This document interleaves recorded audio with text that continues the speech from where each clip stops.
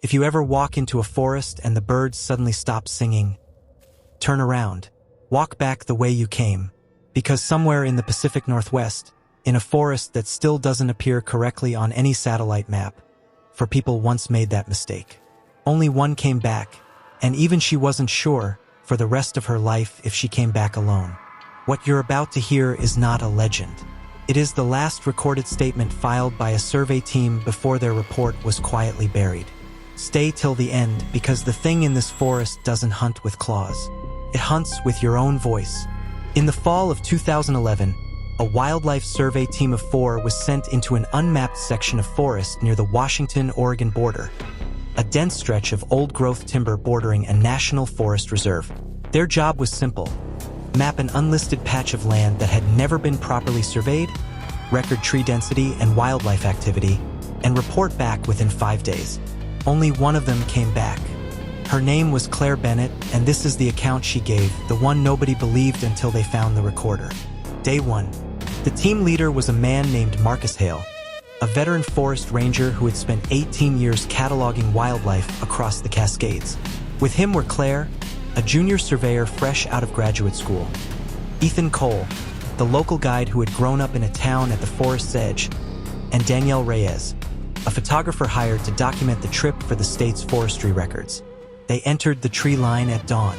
The forest here was old, untouched, thick with moss that hung like curtains, and the air was so damp it felt like breathing through wet cloth. Ethan had warned them the night before, quietly, almost embarrassed to say it out loud. The locals did not go past a certain ridge.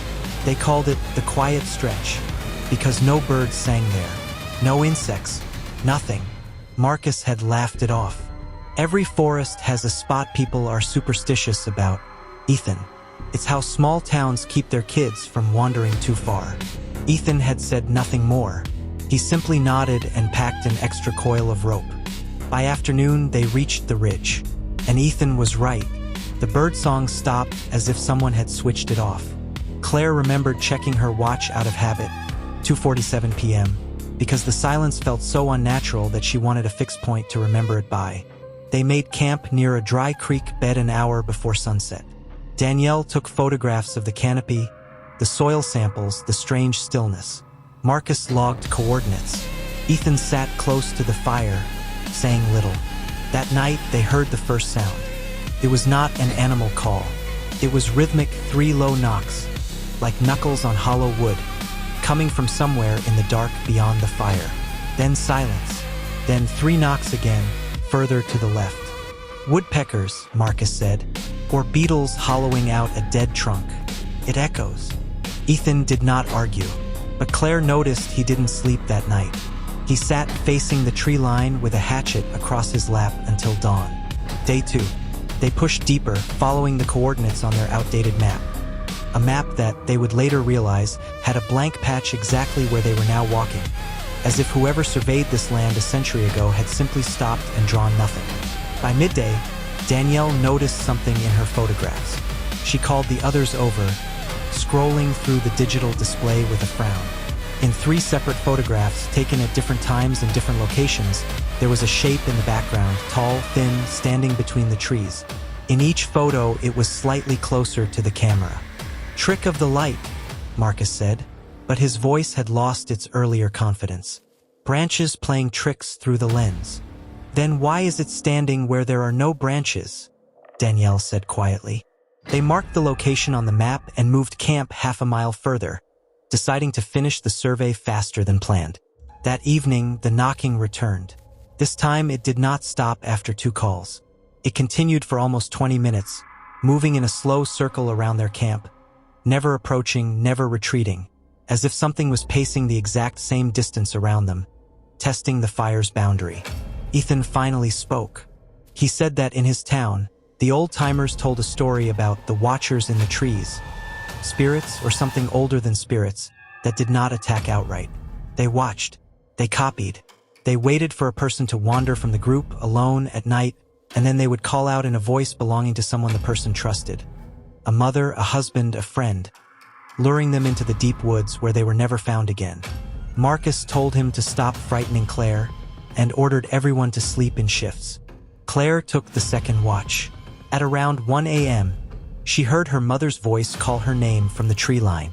She knew, with total clarity, that her mother was 2,000 miles away in Ohio.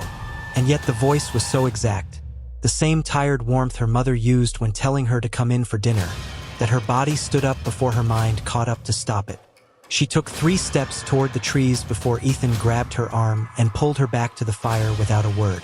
Neither of them spoke of it again that night, but Claire noticed Ethan added a second knot to the rope tied between their wrists. Day 3. Marcus wanted to turn back. He said so plainly at breakfast, the survey wasn't worth this. But when he checked the GPS device, it showed their coordinates static, unmoving, even though they hadn't touched camp. He restarted it 3 times. Each time, after a few minutes, the position would silently reset to the exact spot they'd camped the first night, the ridge where the birds had stopped singing. Danielle suggested they were being deliberately turned around, that perhaps someone, poachers maybe, was interfering with the signal to keep them from finding something. It was the last rational theory anyone offered, and even Marcus, gripping for logic, agreed to it because the alternative was worse. They walked all day using the sun and Ethan's memory of the land instead of the GPS. By late afternoon, exhausted, they found something that ended all rational theories. A structure. Not a cabin. Not a shrine. A tower of stacked bones, deer, elk, and unmistakably human, arranged in a spiral roughly the height of a person, standing in a small clearing where the canopy opened just enough to let a single shaft of light fall directly onto it, as though the clearing itself had grown around this thing on purpose. Danielle photographed it with shaking hands. Marcus, professional to his core even now, tried to log it as evidence of a historical burial custom. Ethan refused to go within 30 feet of it. That night, they did not make a fire circle. They made a fire line, backs against a fallen log, facing outward. Nobody slept.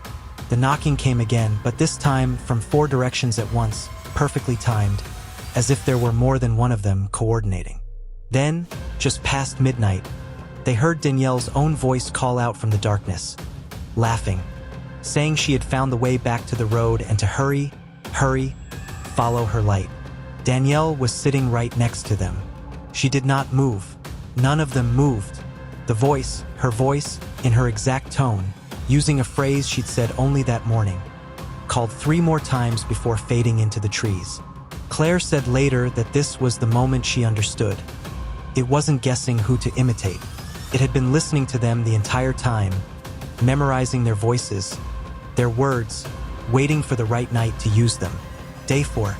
Marcus made the decision to abandon the survey and walk in a straight line east, toward the river, ignoring the GPS, ignoring the map, using only the position of the sun. It was, in his words, the only true thing left. They walked for 11 hours without stopping.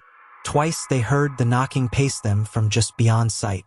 Once, Ethan grabbed Claire's shoulder and pointed silently to a tall shape standing motionless between 2 trunks, 40 yards off. The same tall, thin shape from Danielle's photographs. It did not move as they watched it. It did not move as they walked past it, terrified, refusing to run because Ethan had warned them.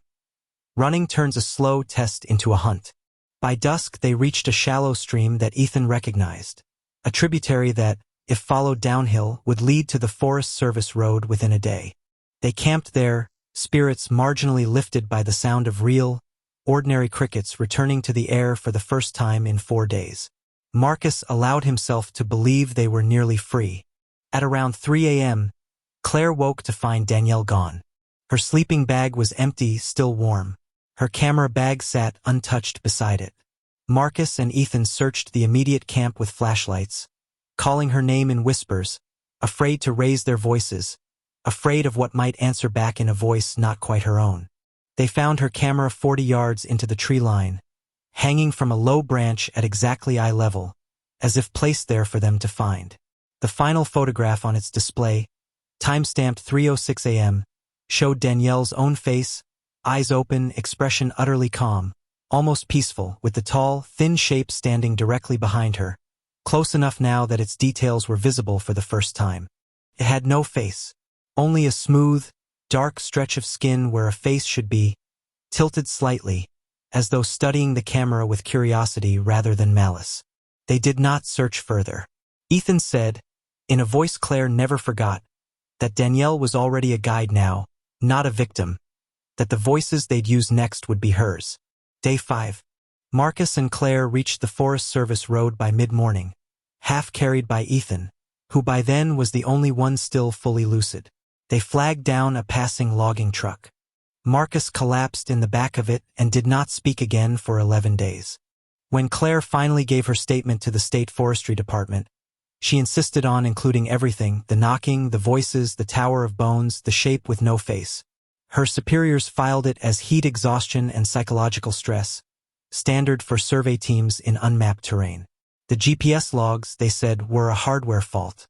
The photographs from Danielle's camera were never released to her family. Officially, Danielle was recorded as lost to a river crossing. Ethan returned to his hometown and never spoke of the forest again. When Claire visited him 2 years later to ask, one last time, what exactly the watchers in the trees were, Ethan only said this: "They're not hungry for your body.